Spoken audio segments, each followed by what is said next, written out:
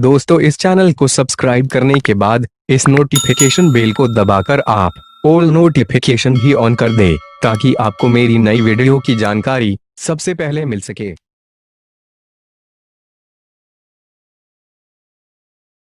मेरे प्यारे बच्चों, आज आप लोगों का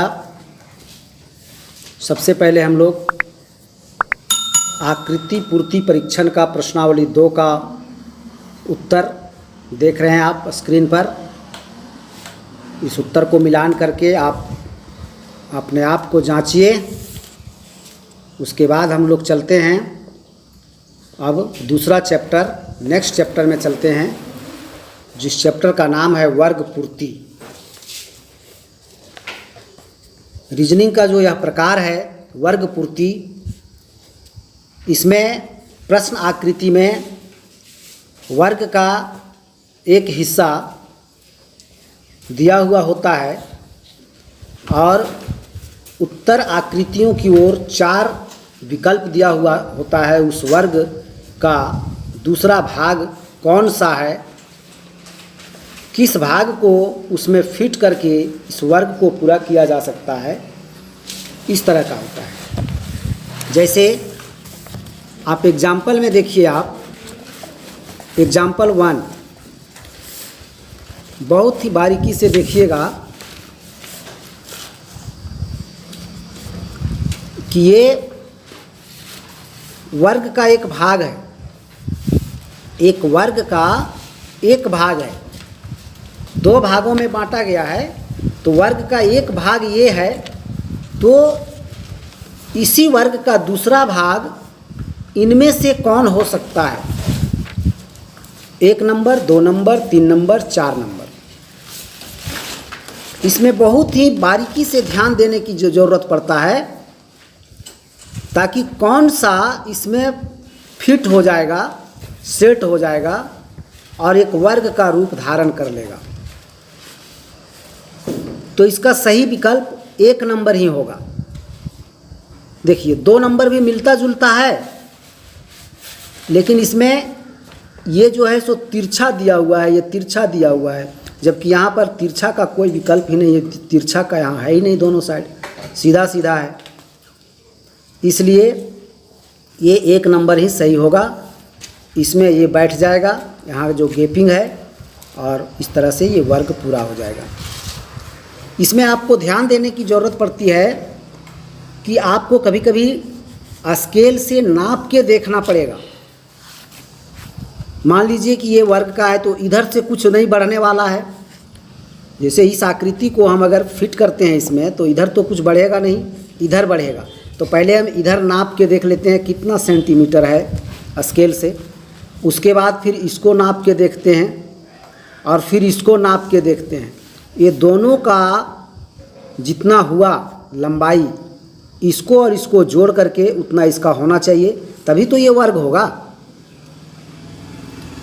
इसको भी नाप के देखेंगे जो कि इसके बराबर होना चाहिए, तभी चारों भुजाएं इसकी बराबर होंगी और ये एक वर्ग बनेगा।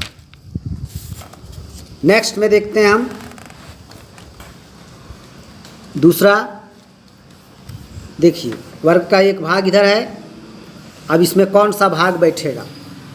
यहाँ पर गैप है तो इस तरह का होना चाहिए ताकि उसमें घुसे, लेकिन ये नीचे है इसलिए ये नहीं होगा। 2 नंबर भी नहीं होगा, ये 3 नंबर होगा। 3 नंबर वाला इसमें ठीक से सेट हो जाएगा। 4 नंबर तो होना ही नहीं है। ठीक है, अब हम लोग देखते हैं उदाहरण 3। अच्छा इधर है उदाहरण 3। इसमें कौन सा बैठेगा?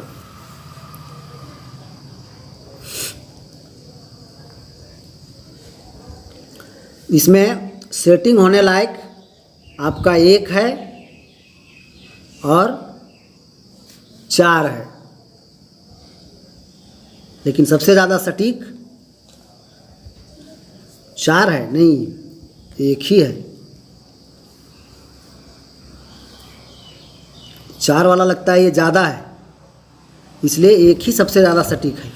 ये ठीक है, इसको नाप करके देखना पड़ेगा। स्केल से नापिए कि ये जितना है यहाँ से यहाँ उतना ही यहाँ से यहाँ है या नहीं। अगर ज़्यादा हो जाएगा तो फिर नहीं बैठेगा। जैसे इसका लग रहा है ज़्यादा है, यही बैठ पाएगा 1 नंबर। उसके बाद आप आइए उदाहरण 4 में।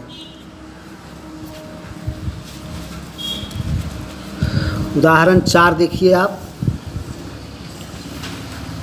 ये जो है वर्ग का एक भाग यहाँ तक आना चाहिए, उसमें इंटर होना चाहिए, घुसना चाहिए। तो इस तरह का बना हुआ केवल एक में ही है, इसलिए एक ही होगा। दूसरा में किसी में उतना पतला आगे नहीं बना हुआ है, सीधा सीधी इधर ही का है, इसलिए स्पष्ट दिख रहा है कि 1 नंबर ही होगा। अब उदाहरण 5 में हम देखते हैं। उदाहरण 5 देखिए, ये 1 नंबर तो नहीं बैठ पाएगा, क्योंकि जहाँ ये भाग है वहीं पर ये हो जा रहा है, इसलिए नहीं बैठेगा। 2 नंबर भी नहीं बैठेगा। 3 नंबर बिल्कुल सही हो रहा है, 3 नंबर घुस जाएगा। 3 नंबर इसमें सेटिंग हो जाएगा। ठीक है। उसके बाद हम लोग इसमें देख लिए उदाहरण 5। अब आपको इसका वर्ग को पूर्ति करने का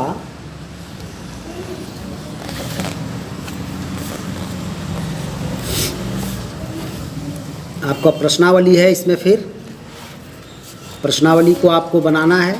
देखिए 1 से 10 तक, फिर इधर 11 से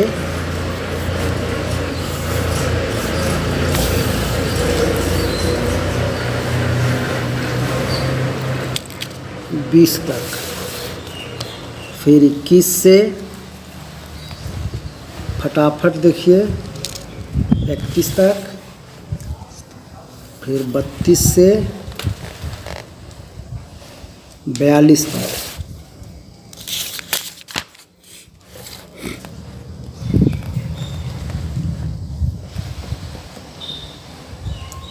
ये वर्ग पूर्ति परीक्षण जो है, इसमें आपको देखना है नाप करके, ताकि ऐसा ये सेट हो जाए कि इसकी चारों भुजाएं बराबर हो जाए।